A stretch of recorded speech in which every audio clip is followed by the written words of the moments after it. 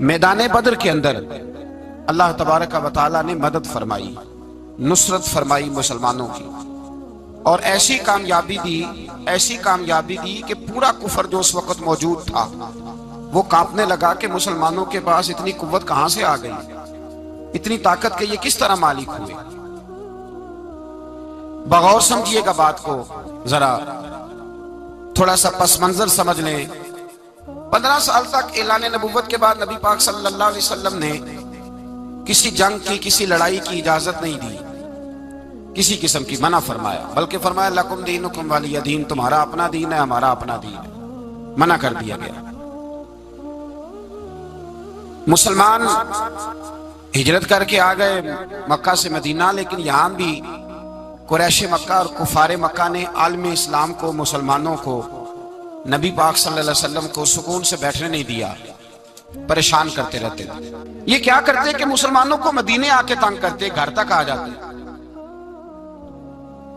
مکے کے قریش مدینے کے قریب آ کے مسلمانوں کو لوٹ کے لے جاتے۔ کئی دفعہ ایسا ہوا کہ انہوں نے آ کر کے یہاں سے بکریاں، اونٹ اور کئی اور چیزیں چوری کر کے لے گئے۔ تو مسلمان پریشان رہنے لگے۔ اللہ پاک نے طاقت دے دی، قوت دے دی مسلمانوں کو۔ حضرت عمر فاروق جیسے لوگ کلمہ پڑھ گئے، حضرت امیر حمزہ جیسے لوگ آ گئے، حضرت ابو عبیدہ بن جراح جیسے لوگ آ گئے، حضرت سیدنا سعد بن ابی وقاص جیسے دلیر اللہ نے عالم اسلام کو عطا فرمایا۔ قوت آ گئی۔ حرِّض المؤمنین علی القتال، محبوب اختیار کرے مومنوں کو لڑائی کے لیے۔ یہ بات قابل غور ہے۔ حضور نے فرمایا بھی 1000 کا لشکر اسلحے سے لیس ہو کے آ رہا ہے، تم 313 ہو، تمہارا ارادہ کیا ہے؟ نہ تمہارے پاس زرہیں ہیں، نہ تلواریں ہیں، نہ تمہارے پاس نیزہ ہے، نہ تیر ہے، کیا کرنا ہے؟ صحابہ کرام علیہم رضوان فرماتے ہیں جب نبی پاک صلی اللہ تعالی علیہ وسلم نے مشورہ لیا نا، تو سب سے پہلے جو شخصیت اٹھی وہ حضرت ابوبکر صدیق کی ذات تھی۔ جناب صدیق اکبر اٹھے، عرض کرنے لگے محبوبہ بات ہی کوئی نہیں، آپ حکم کریں، ہم تو بڑی دیر سے تیار بیٹھے۔ حضرت عمر کہنے لگے حضور میں تو تھک گیا ہوں انتظار کر کر کے۔ اور شیر خدا مولا کائنات علی المرتضیٰ رضی اللہ تعالیٰ عنہ کہنے لگے محبوبہ زنگ لگ گیا میری تلوار کو، زنگ لگ گیا، کوئی موقع ملے دیواریں ہلتی رہتی ہیں اور در کانپ جاتا ہے، علی کا نام سن کے اب بھی خیبر کانپ جاتا ہے۔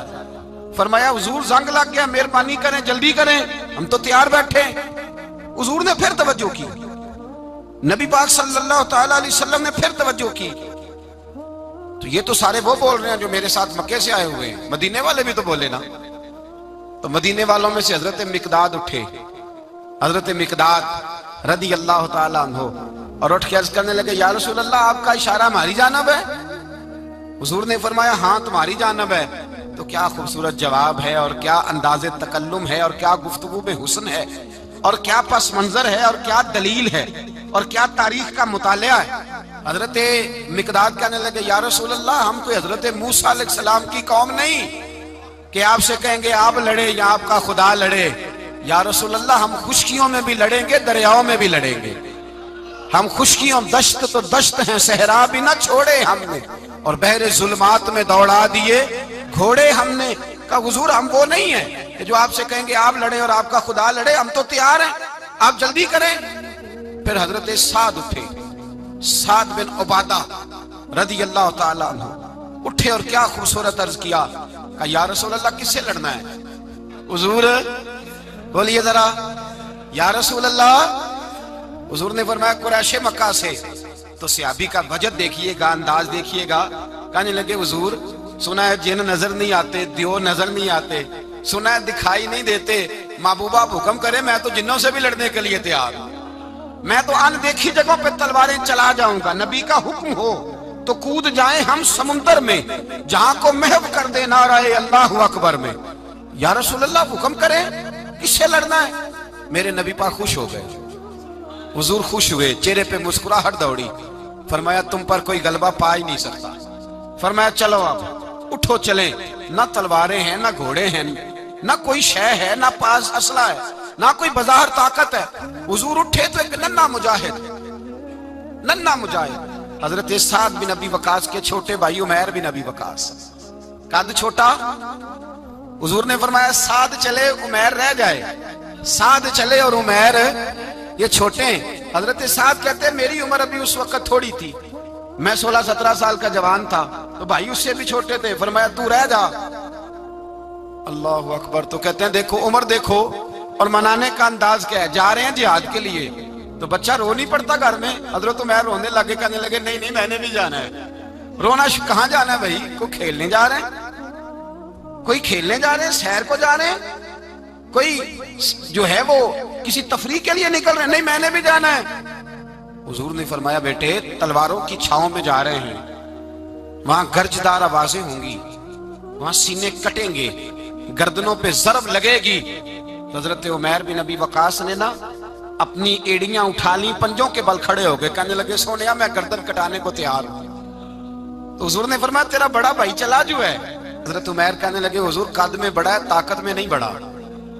कद में बड़ा है ताकत में, कहा ये कद में बड़ा है जसामत में बड़ा है, ताकत में नहीं बड़ा। हुजूर ने फरमाया कैसे पता चलेगा? कहा हुजूर कुश्ती करा ले, कुश्ती करा ले। चश्मे फलक ने अजीब नजारे देखे, महबूबा कुश्ती करा ले। हुजूर ने फरमाया करो कुश्ती, करा लेते हैं, करो कुश्ती। कुश्ती शुरू हुई। सुभान अल्लाह कैसी अजीब और मुनफरद कुश्ती है। हजरत साद बिन अबी वकास रदी अल्लाह ताला अन्हु कहते हैं मेरा भाई पहलवान कुश्ती से पहले गले मिलते हैं ना, तो कहते हैं गले मिलने आए तो हजरत उमैर मेरे कान में कहने लगे तेरा तो नंबर लग ही गया है, और महबूब जिसे कबूल कर ले फिर उसे दरगुजर उसे रद्द नहीं करते, तेरा तो लग गया है, तो यार चल थोड़ी देर के लिए गिर जा भाई, जो हुआ चल थोड़ी देर के लिए गिर जा, मैं भी सिलेक्ट हो जाऊंगा, तेरा क्या बिगड़ेगा। कुर्बान जाए। इमाम जुरकानी कहते हैं नबी पाक की आंखों में आंसू आ गए। हुजूर ने बात सुनी तो रो पड़े। फरमाया हम पर भी कोई गलबा पा सकता है? जिस कौम के 14-14 साल के बच्चे लड़ने को तैयार हो, उन्हें कोई गिरा सकता है? तू फिजाए बदर पैदा कर, फरिश्ते तेरी नुसरत को उतर सकते हैं गर्दों से, कितार अंदर कितार। अब भी थोड़ी देर के लिए भाई आपस में लड़े, गुत्थम गुत्था हुए, फिर बड़ा गिर गया, छोटा पुश्त सीने पे सवार हो गया। मेरे रसूल पाक ने फरमाया चलो भाई तुम्हारा दोनों का जाना ही मकबूल हो गया है। चलो ये अंदाज था। निहत्ते 313 बशर शौके शहादत में। निहत्ते उसको कहते हैं जिसके पास असला ना हो। निहत्ते 313 बशर शौके शहादत में निकल आए थे मैदान में मोहम्मद की कयादत में। न तेगो तीर पे तकिया, न खंजर पर, न भाले पर, भरोसा है तो एक सादी सी काली कमली वाले पर। भरोसा है तो एक सादी सी काली, ज्यादा महंगी भी नहीं, सादी सी काली कमली वाले पर। भरोसा है तो एक सादी सी काली कमली वाले पर। मेरे मुस्तफा करीम अलैहिस्सलाम का लश्कर मैदान की जानिब, उधर कुफार जोशो खरोश से तय पाया रास्ते में। अबू जाल ने कहा कि रोज एक सरदार ऊंट ज़िबा करेगा, गाने गाने वाली औरतें गाने गाएंगी, बदर की फिजा देख ले, गाने वाली गाने गाएंगी, रोज एक ऊंट ज़िबा होगा, शराब के दौर चलेंगे माज़अल्लाह, और मुसलमानों के खिलाफ जोश पैदा किया जाएगा। इधर खाने के लिए शाही कोई नहीं, कोई ताकत नहीं, तो यहां क्या होगा? मेरे हबीब ने फरमाया रातों को सजदे करेंगे, दिन को उठ के अल्लाह अकबर के नारे लगाएंगे। यहाँ इबादतें हैं, रियाजतें। मेरे रसूल करीम सैयद आलम सल्लल्लाहु ताला अलैहि वसल्लम से पहले कुफार पहुंच गए। उन्होंने पहुंचकर बदर के मैदान में कब्जा किया। जहां कुएं थे सब पे कब्जा कर लिया।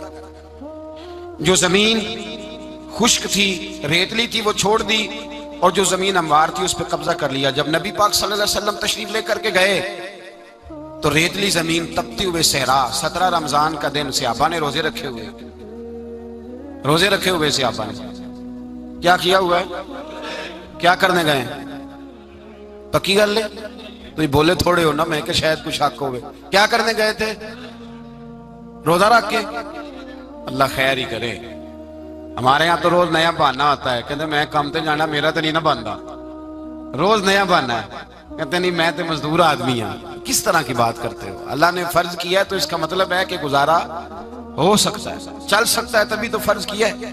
हुजूर ने फरमाया रोजे खोल दो भाई, पर कौन खोले? कोई नहीं तैयार। अब अल्लाह के रसूल ने खुद घोड़े के ऊपर बैठकर खजूर खाई दोपहर के वक्त। जब हुजूर ने खोला तो तब सब ने खोला। 17 रमजान नबी पाक सल्लल्लाहु अलैहि वसल्लम के आने से पहले انہوں نے کنووں پہ بھی قبضہ کر لیا، ہموار زمین، حضور آئے تو ریتلی زمین ملی، وہیں صحابہ نے ڈیرے لگائے، اب پانی کوئی نہیں، کوئی شے نہیں، تپتا ہوا صحرا، اوپر سے سورج گرمی برسا رہا ہے۔ حفیظ جلندری کہتے ہیں کہ زمین دعا مانگنے لگ گئی، زمین دعا مانگنے لگی، زمین کہنے لگی خدا بندہ مہربانی فرما، تیرے رسول آئے ہیں تو اب ذرا مجھے ٹھنڈا نہیں کر دیتا۔ حفیظ جلندری کا نظریہ ہے، وہ کہتے ہیں زمین دعا مانگنے لگی، زمین کہنے لگی مولا تیرے حبیب کے قدم جب میری اس خاک پہ آئے، الہی حکم دے سورج کو اب نہ آگ برسائے۔ زمین کہتی ہے تیرے حبیب کے قدم جب میری اس خاک پہ آئے، الہی حکم دے سورج کو اب نہ آگ برسائے، میرے دامن سے گر ان کو ہوائے گرم آئے گی تو مجھ کو رحمت للعالمین سے شرم آئے گی، میرے دامن سے گر ان کو ہوائے گرم آئے گی تو مجھ کو رحمت للعالمین سے۔ زمین کہنے لگی مجھے شرم آئے گی کہ محبوب آئے ہیں اور میں یا اللہ مہربانی کر۔ حفیظ جلندری ویسے تو حضور کی دعا، صحابہ کی دعا سب کی بات ہے، وہ کہتے ہیں زمین نے دعا مانگی، جب دعا مانگی تو اللہ نے بارش عطا کر دی۔ حضور نے فرمایا لو بھی حوض بنا لو، پانی بھر لو۔ صحابہ کہتے ہیں چھوٹے چھوٹے حوض بنا لیے، پانی ہم نے ان کے اندر جمع کر لیا، جانوروں کو پلایا، خود بھی ہم نے وہ پانی رکھا وضو کے لیے، غسل کے لیے۔ فرماتے ہیں اب ریتلی زمین تھی تو سمجھ لیں بارش پڑنے سے پکی ہو گئی، ان کی جانب کیچڑ ہو گیا، پانی ختم ہو گیا، کافروں کی طرف ختم ہو گیا۔ یہاں حالات اس طرح کے ہیں کہ یہاں پانی جمع ہے، وہاں ختم ہوا۔ اور تاریخ کا عجیب حوالہ دیکھیں، حضور کو شہید کرنے آئے، دو کافر رات کو چپکے سے اس حوض سے پانی پی رہے تھے جو مسلمانوں کا حوض ہے۔ ایک صحابی کہنے لگے حضور کافر پانی پی رہے ہیں، ہمارے حوض سے ماروں؟ حضور نے فرمایا نہیں، کافر ہوئے تو کیا ہوا، مخلوق تو ہے نا اللہ کی، پینے دو پینے دو، ہمارے دروازہ رحمت سے کوئی خالی جا سکتا؟ ایسا کی تیری خیر تیرے میں کدے کی خیر، ایسی پلا کہ جس کا نشہ عمر بھر رہے، اور پلا کے گرانا تو سب کو آتا ہے، مزہ تو تب ہے کہ گرتوں کو تھام لے ساکی۔ کہا نہیں پینے دو انہیں۔ میرے رسول کریم سید عالم صلی اللہ علیہ وسلم نے میدان بدر میں پڑاؤ کیا، کافر ساری رات دندناتے رہے، شور کرتے رہے۔ جاسوسی کا ایک معیار ہوتا تھا، اب تو فوجوں کی وردی ہوتی ہے، پہچانے جاتے ہیں فوجی کس ملک کے ہیں، کس علاقے کے ہیں، کس جگہ سے ان کا تعلق ہے۔ اس زمانے میں کوئی وردی نہیں ہوتی تھی، ہر قبیلے کا آدمی ہوتا تھا تو لوگ گھس جاتے تھے، جاسوسی آسان ہوتی تھی۔ آئے رات کا وقت ہے تو کچھ جاسوس بھیجے ابو جہل نے، کہا پتہ کر کے آؤ بندے کتنے، اسلحہ کتنا ہے، جوان کتنے، بوڑھے کتنے، ان کا انداز کیا ہے، سارا معلومات کر کے آؤ۔ کفر کی جو معلومات ہیں اس پر ذرا غور کریں۔ اب وہ شخص آیا، جا کے ابو جہل سے کہنے لگا 313 ہیں، 6 زرہیں اور 8 تلواریں، کوئی کھانے پینے کا سامان نہیں، اور کچھ بچے بھی ہیں کچھ بوڑھے بھی ہیں، عمیر بن ابی وقاص بھی ہیں، ابو عبیدہ بن جراح جیسے بوڑھے بھی ہیں، کچھ لمبا چوڑا انتظام کوئی نہیں۔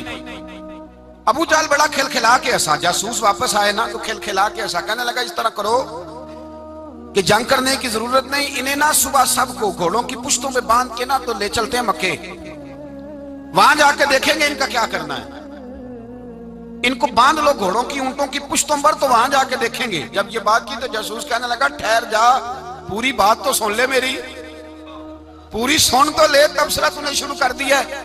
اس نے کہا چل سنا پوری۔ اس نے کہا ہے 313 پر سارے سر پہ کفن باندھ کے آئے ہوئے ہیں 313 پر بچے سے لے کر بوڑھے تک، میں جس کو پاس بھی گیا ہوں وہ مصلی پہ بیٹھا ہے اور شہادت کی دعا مانگ رہا ہے۔ مصلی پہ شہادت ہے، مطلوب مقصود مومن، نہ مال غنیمت نہ کشور کشائی، ہیں تھوڑے پر آئے مرنے ہیں، جان دینے آئے ہیں، واپس جانے کا ارادہ کوئی نہیں کسی کا بھی، آئے سارے حضور کے نام پر قربان ہونے۔ ابو جہل ساری رات شراب پیتا رہا، مغویہ گانے گانے والی عورتیں ساری رات گانے گاتی رہیں، اور ادھر انداز بڑا نرالا ہے۔ حضرت ابو بکر صدیق رضی اللہ تعالیٰ عنہ فرماتے ہیں کہ صحابہ نے مشورہ کیا کہ نبی پاک صلی اللہ تعالیٰ علیہ وسلم کی طرف سب سے پہلے توجہ کریں گے کافر، حضور کے لیے کسی محفوظ جگہ کا بندوبست کیا جائے، ایک چھپر، ایک عریش، ایک جھونپڑی پہاڑ کے اوپر بنا دی گئی حضور کے لیے۔ مولا علی شیر خدا خود فرماتے ہیں، کہتے ہیں سب سے مشکل کام اس جھونپڑی کی حفاظت کرنا تھا، اس چھپر کی عریش کی جس میں حضور تھے۔ جب نبی پاک نے فرمایا نا میرا پہرا کون دے گا، تو کہتے ہیں ابو بکر صدیق تلوار لے کے کھڑے ہو گئے، کہنے لگے سونیا ضرورت ہی کوئی نہیں، میں جو حاضر ہوں، تو حضرت علی فرمایا کرتے تھے بتاؤ جو فرعون کے سامنے کھڑے ہوئے وہ زیادہ دلیر تھے یا ابو جہل کے سامنے جو کھڑے ہوئے دلیر ہیں؟ تو حضرت ابوبکر صدیق فرماتے میں پہرے پہ تھا، کافر شرابیں پی رہے تھے اور نبی پاک ساری رات عبادت کرتے رہے، ساری رات حضور نے رو کے گزار دی۔ کہا اے اللہ، کیا لفظوں میں حسن ہے، کہ اے اللہ میرے پاس یہ 313 کل تھے میں لے کے آ گیا، اگر آج یہ ختم ہو گئے تو بتا قیامت تک کون تیری عبادت کرے گا؟ اے اللہ یہ 313 ہی تھے جو میں لے آیا، مہربانی فرما۔ ساری رات دعا ہوتی رہی، ساری رات حضور دعا کرتے رہے۔ پہلے حکم آیا کہ 1000 فرشتہ بھیجا ہے، پھر اے محبوب جل 3000 بھیجے، پھر اللہ نے کہا محبوب میں نے 5000 بھیجے۔ حضرت علامہ ہزار بھی کہا کرتے تھے کہ نہیں، رب کریم نے فرمایا 5000 بھیجے ہیں، تو محبوب نے کہا نہیں نہیں مولا اس طرح نہیں، میرے فرشتے نہ بھیج، تیرا وعدہ تھا میں بھی آؤں گا، تیرا وعدہ تھا میں بھی آؤں گا۔ اور وہ اپنے انداز میں فرمایا کرتے تھے سانو کل کے وچ میدان بدر تے آپوں بہ رہے ہیں یار کنارے آتے، تیرا وعدہ تھا میں بھی آؤں گا۔ تو پھر حکم ہوا قرآن میں انی معکم، محبوب میں بھی تیرے ساتھ ہی ہوں، محبوب میں بھی تیرے، خدا خود میر مجلس بود۔ سارے بولیے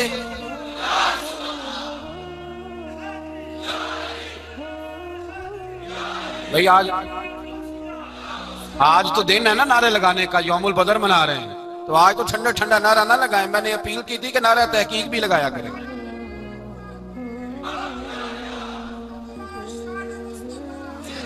تو بھائی یہ یاد رکھیں، سمجھے اس بات۔ فرمایا حضرت ابوبکر صدیق فرماتے ہیں پہلے 1000 پھر 3000 پھر 5000 فرشتے آئے، اور جوک در جوک فرشتے آئے۔ کہتے ہیں سرکار ساری رات روتے رہے، ساری رات تیرے صرف اسلحے سے ہی اللہ کی مدد نہیں آئے گی، تو نے ایٹم بم بنا لیا اور توفیق عید کی نماز کی بھی نہیں، اس سے تھوڑی مدد آئے گی۔ میرے مصطفیٰ کریم سید عالم صلی اللہ علیہ وسلم نے فرمایا امت کو درس دیا، اسلحہ بھی جمع کرنا، طاقت بھی اکٹھی کرنا، صفیں بھی بنانا، اپنے اندر اتحاد بھی پیدا کرنا، لیکن اگر تم نے کفر پر غلبہ حاصل کرنا ہے تو اس کے لیے خدائی مدد کی ضرورت ہوگی۔ اگر تم سے اللہ کی مدد روٹ گئی تو جتنے مرضی اسلحے جمع کرتے پھرو، جتنی مرضی طاقتیں اکٹھی کرتے پھرو، جس قدر مرضی تم ایٹم بم بناتے پھرو، جب خدائی مدد ہی تمہارے ساتھ نہیں تو کیسے نظام چلے؟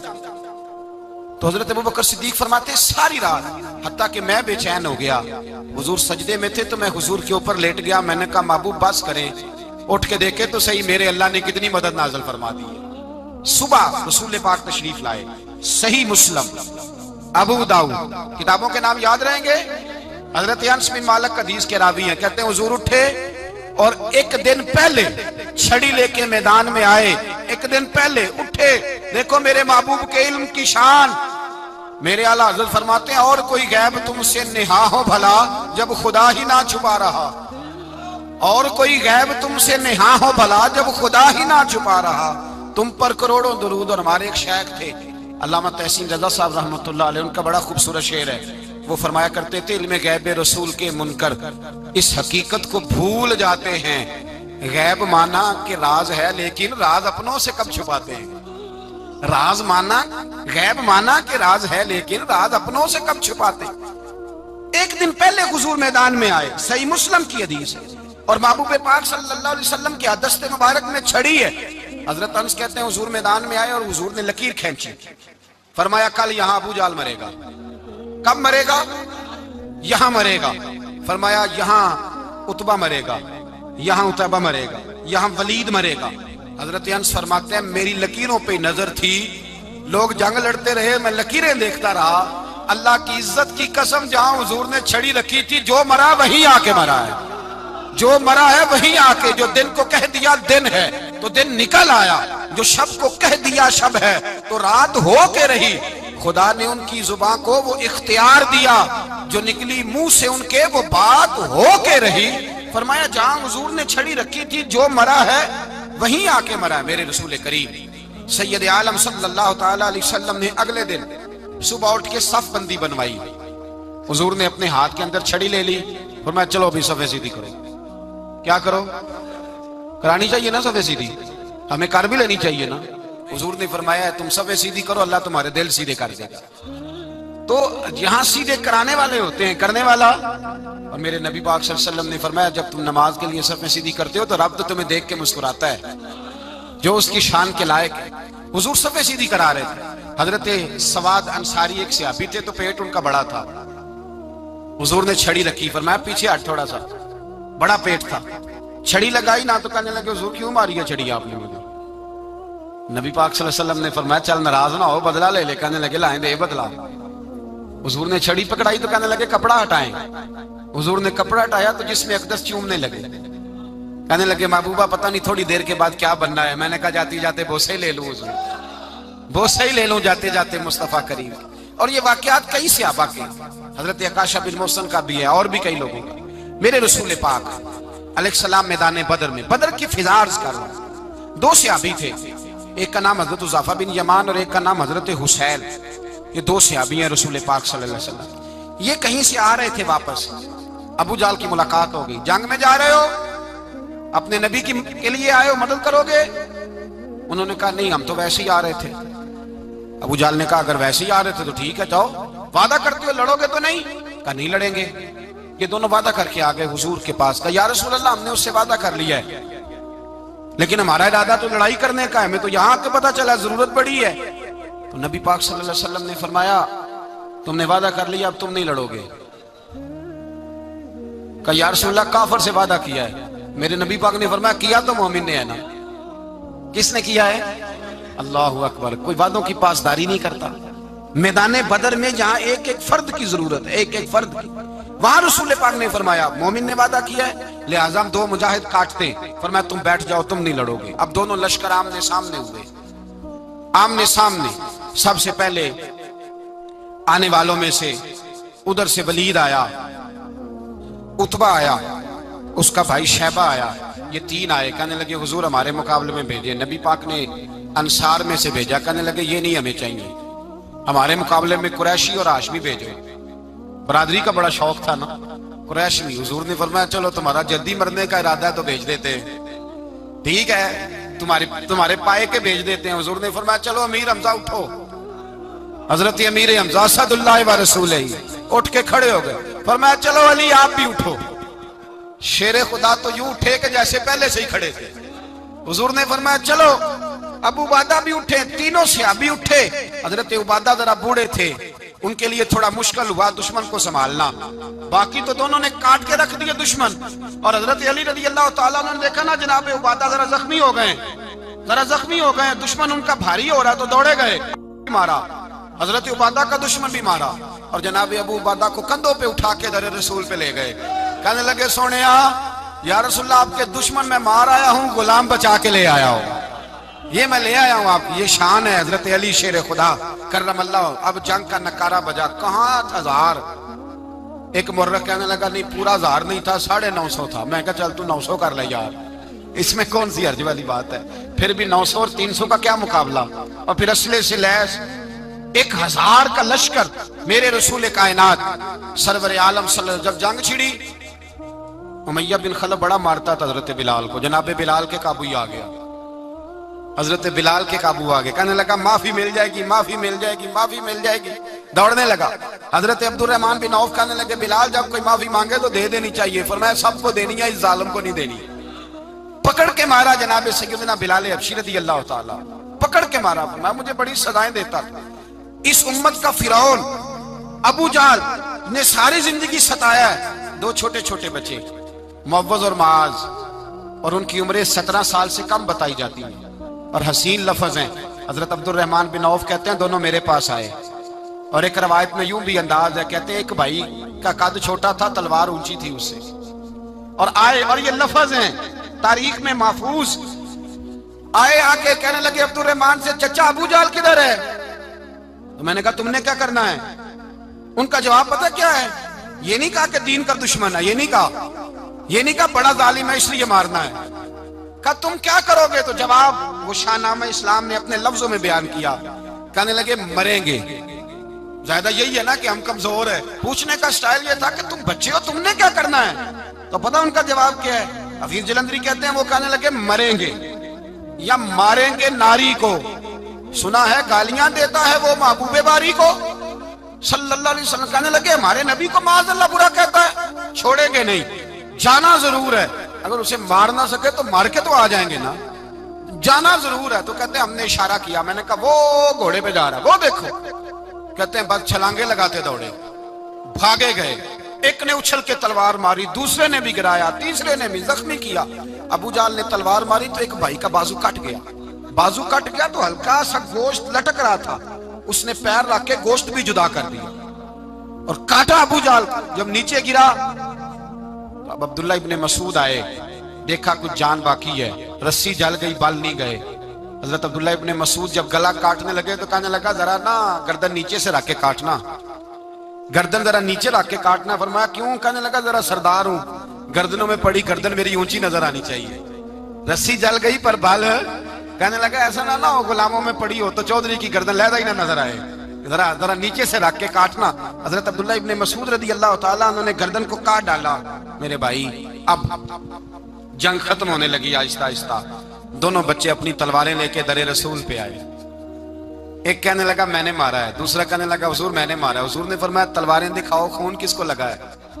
جب خون دیکھا تو دونوں کو ایک جتنا لگا تھا۔ میرے حبیب مسکرائے، فرمایا تم دونوں نے مارا ہے، تم دونوں نے مارا ہے۔ میرے رسول پاک سید عالم صلی اللہ تعالی علیہ وسلم نے دیکھا امیہ بھی مر گیا، ابو البختری، عتبہ، عتیبہ، شیبہ، امیہ بن خلف، بڑے بڑے دشمن مر گئے، 70 کے قریب قتل ہوئے، 70 کے قریب گرفتار ہوئے، باقی بھاگ گئے، 14 صحابہ صرف شہید ہوئے۔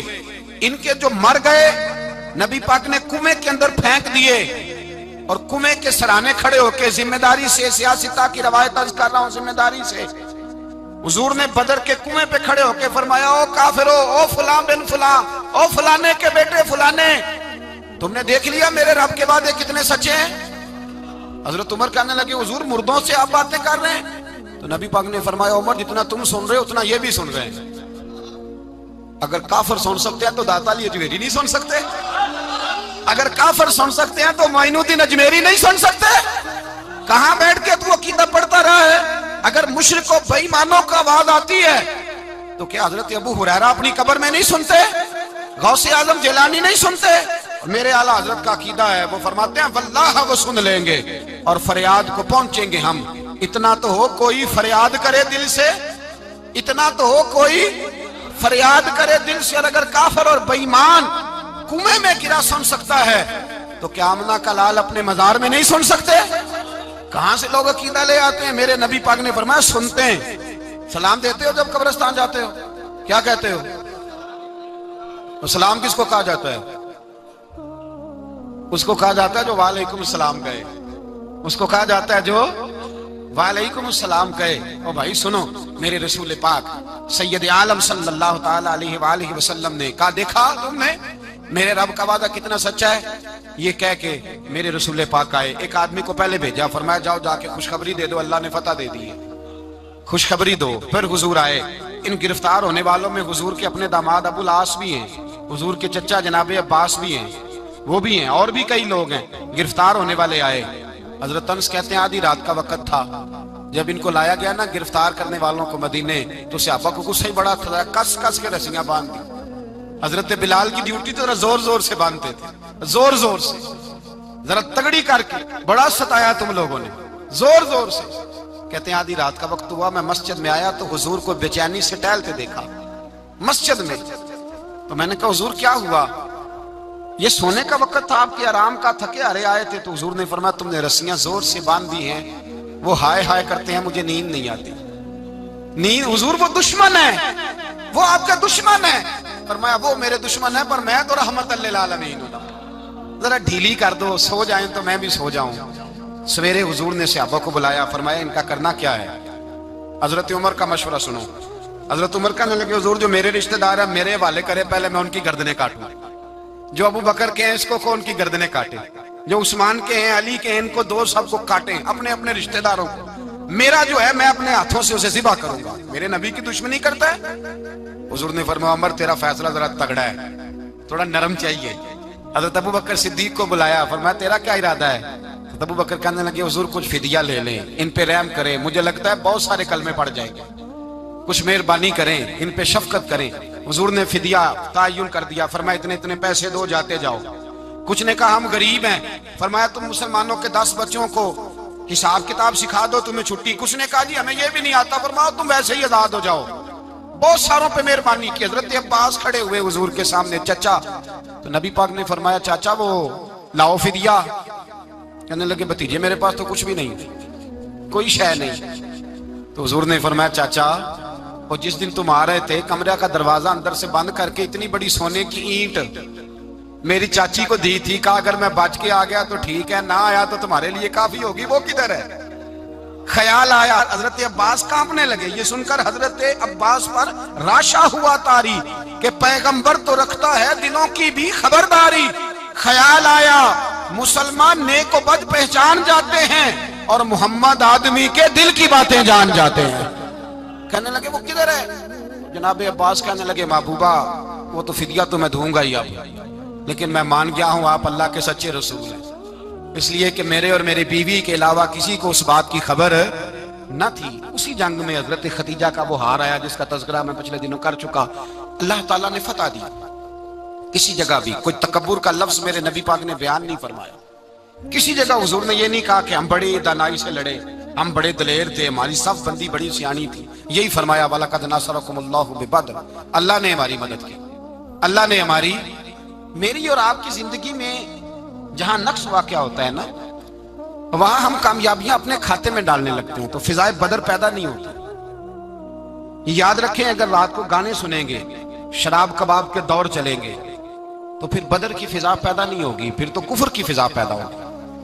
और अगर रात को मुसल्ले आबाद रहेंगे, मैंने कुछ दिन पहले कहा था जुमे में, सलाहुद्दीन अय्यूबी जब जंग लड़ रहे थे तो एक बैरी बेड़ा आ रहा था दुश्मनों का असला लेके, मुसलमानों के पास असला पहले कम था, तो एक बहरी जहाज और असला लेके आ रहा था ईसाइयों का।